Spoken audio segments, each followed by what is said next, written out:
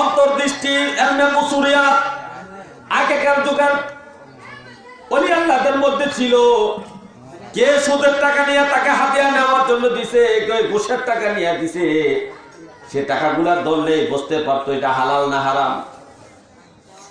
তার জন্য খাবার নিয়ে গেলে বুঝতে পারতো খাবারগুলা হালাল টাকা না হারাম টাকা। কেউ যদি তার কাছে অভিযোগ করতো, অভিযোগটা বুঝতে পারতো অভিযোগটা সত্য না মিথ্যা। তার কারণ হলো তার ছিল ইলমে বুসুরিয়াত, মানে অন্তর্দৃষ্টির ইলম। অন্তর্দৃষ্টি,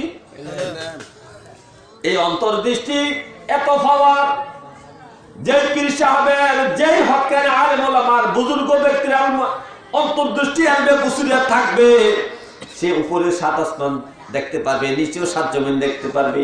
সামনে যতটুকু দেখবে, পেছনে ততটুকু দেখবে, ডানে যতটুকু দেখবে, বামে ততটুকু দেখবে।